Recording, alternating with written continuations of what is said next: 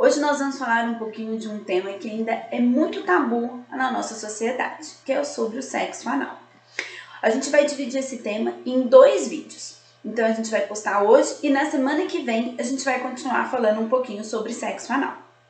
Então vem com a gente tirar suas dúvidas, entender um pouquinho sobre como fazer o sexo anal e a melhor forma de você fazer sem no futuro ter qualquer complicação. Para a gente conseguir entender um pouquinho sobre o sexo anal, é importante a gente entender um pouco a região de forma anatômica, para que você possa conhecer e entender quais são as possíveis complicações que um paciente pode ter frente ao sexo anal. Quando a gente olha a anatomia, igual a figura que vocês estão vendo aí, a gente costuma ver aqui a região do canal anal, a região à borda do ânus, o canal anal e o reto. Nós vamos ter os músculos, o esfíncter interno e o esfíncter externo.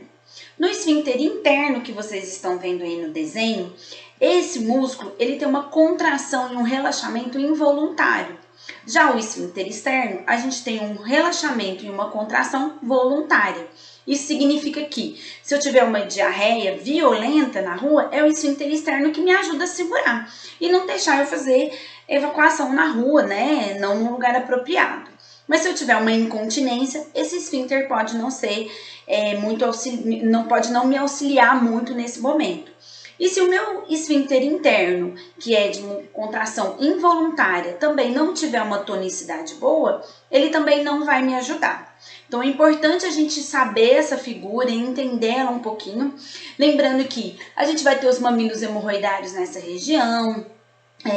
Para vocês entenderem um pouquinho lá na frente o que eu vou falar em relação anatômica que a gente está hoje. Nós não temos muitos estudos e trabalhos publicados sobre sexo anal. Então, muitas das coisas que a gente vai conversar aqui, ou que eu vou dizer para vocês, são coisas que a gente vê no nosso dia a dia, a gente vai aprendendo, vendo os nossos pacientes e orientando qual é a melhor forma de estar resolvendo os problemas quando eles acontecem. Então, vamos lá. A avaliação em relação à região anal e a avaliação do sexo anal, ela é muito pessoal. Por isso é importante você, que tem relação anal, ter uma conversa com seu proctologista.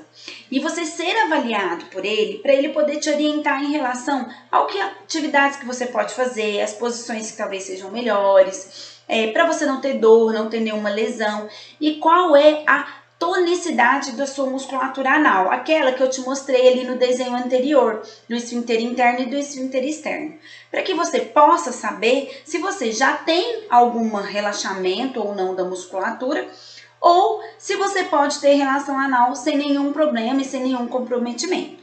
Nós sabemos, e os trabalhos não conseguem dizer isso pra gente, é que o paciente que tem relação anal, ele vai ter uma hipotonia anal, ou uma incontinência. A gente não tem isso. O que a gente costuma ver é que alguns pacientes que têm relação anal de forma bem frequente, isso pode acontecer. E existem mecanismos da gente poder te ajudar e evitar que você, no futuro, tenha incontinência. A região anal, de uma forma anatômica, ela não foi feita para fazer penetração, e sim para expulsão das fezes. Ali, entre a borda do ânus e lá dentro, no canal anal, nós temos uma transição mucocutânea. E essa mucosa, ela é muito friável, ela é muito fina, podendo, na hora que você for fazer a penetração, ter lesões e causar alguns machucados, ter dor, sangramento. Então, de uma forma anatômica, não seria o propício, né? Mas, hoje, existe muito fetiche, né? Muita vontade de alguns casais terem relação anal. Então, não é proibido.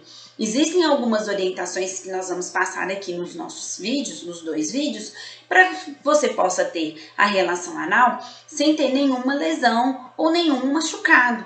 Forma que você pode fazer isso de forma preventiva para que você tenha tanto prazer e sem ter dor e nem sangramento. A penetração, ela pode causar um trauma local, tanto na mucosa quanto na musculatura anal, no esfíncter interno e no esfíncter externo, podendo causar fissura anal e incontinência, tanto para flatos e fezes. E isso ocorrer quando o paciente fizer um esforço maior. E aí ele vai perceber que quando, por exemplo, agacha, ele está perdendo fezes, na roupa íntima ou tá perdendo os gases. Gente, não é todo mundo que vai ter isso, igual eu já disse no começo, mas temos visto essas queixas em alguns pacientes que têm relação anal com maior frequência. Por isso a gente vai dar essas dicas aqui para que você possa ter a relação anal e diminuir essas chances. Porque às vezes o pênis do companheiro, ele é muito calibroso e na hora da penetração ele pode machucar a região anal da paciente e ter dor e sangramento e fazer uma ruptura da musculatura anal de forma mais abrupta e, traumatizando. Alguns cuidados são vitais para que você possa ter essa relação anal e evitar esses danos. A gente precisa lembrar que a mulher, ela tem uma musculatura na região anterior ali do períneo mais fina. Lembrar que o trauma do parto também é um fator que pode desencadear essa hipotonia, esse relaxamento da musculatura. Por isso, é importante ser avaliado. Lembrar também que a mulher, à medida que vai ficando mais velha, tem uma alteração dos hormônios. E essa alteração já faz uma alteração importante da própria musculatura na região anal. A mulher ela vai ter uma flacidez, às vezes uma deiscência do períneo, uma flacidez dessa musculatura.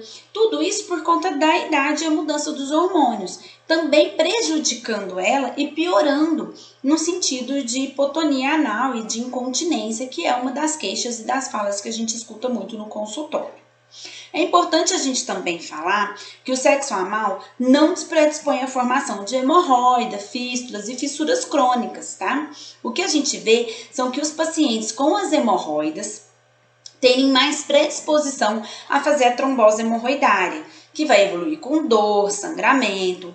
No trauma da penetração pode fazer mais fissuras agudas, que também vai evoluir com dor e sangramento. E nas fístulas anais, esse tipo de paciente vai ter uma drenagem maior do pus. E aí ele vai ficar mais incomodado. E às vezes o parceiro também vai.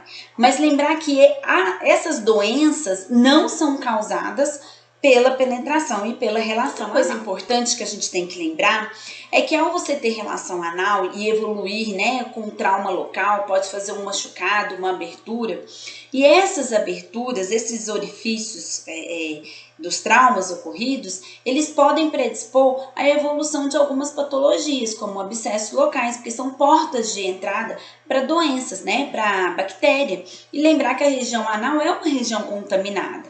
Então, ela não vai causar, mas ela pode ocasionar uma fissura, uma abertura local, um trauma local e evoluir com alguma complicação, além da dor e do sangramento. Outra coisa que eu escuto muito aqui no consultório é sobre a depilação anal. A gente não vê nenhuma alteração e às vezes é até mais higiênico você fazer depilação anal. O que eu sempre oriento os pacientes é fazer uma depilação ou com a laser ou fazer com cera, evitando ficar batendo a cera muitas vezes na mesma região. Eu não gosto muito de orientar os pacientes a fazerem com gilete, porque a gilete, na hora que tá passando, ela causa trauma local, E às vezes fazendo porta de entrada para as bactérias da região, tá? E aí essas microfissuras podem evoluir, às vezes com algum abscesso, e o paciente tem mais dor e desconforto, tá? Então eu nunca oriento o paciente a fazer isso, tá bom? Essa orientação a gente já falou em outros vídeos aqui do nosso canal, para paciente quando tem prurido, coceira anal. Então, só para a gente relembrar um pouquinho, tá? E lembrar que quando o paciente tiver sexo vaginal e depois sexo anal, ele pode permanecer com o mesmo preservativo. Mas se for o inverso, ele fez primeiro sexo anal e depois vai fazer sexo vaginal, é importante fazer a troca do preservativo. Por quê? Porque se a gente não faz a troca do preservativo, eu tenho mais chance do paciente fazer. Quem estiver penetrando, infecção bacteriana no pênis, e a pessoa que tiver, a mulher, vai ter mais chance de fazer infecção urinária por coliformes fecais, infecções de útero, Então não é uma boa. Sempre lembrando que tem que fazer relação com preservativo, nunca sem preservativo. Ah, doutora, mas meu parceiro é meu marido, já de 30 anos, não tem problema, eu confio nele, a gente não usa preservativo. Então, o ideal é que se for fazer essa troca, ter primeiro anal e depois vaginal, lavar bem com água e sabão a região para não deixar fazer a contaminação, tá? Lembrando que a gente tem hoje preservativos muito finos, específicos para a região anal, que o sexo e o prazer do parceiro não mudam. No vídeo da semana que vem, nós vamos manter este assunto e vamos abordar um pouquinho mais sobre esse tema de forma mais segura, sem que o paciente tenha dor, desconforto ou preocupar um pouquinho com o cheiro, tá? Com todos esses cuidados, você vai poder ter relação sexual anal com muito mais prazer e sem preocupação. Se você acompanha a gente aqui no canal, curta, compartilhe com seus amigos e tire suas dúvidas aqui. Semana que vem a gente completa esse vídeo um pouquinho a mais sobre o tema.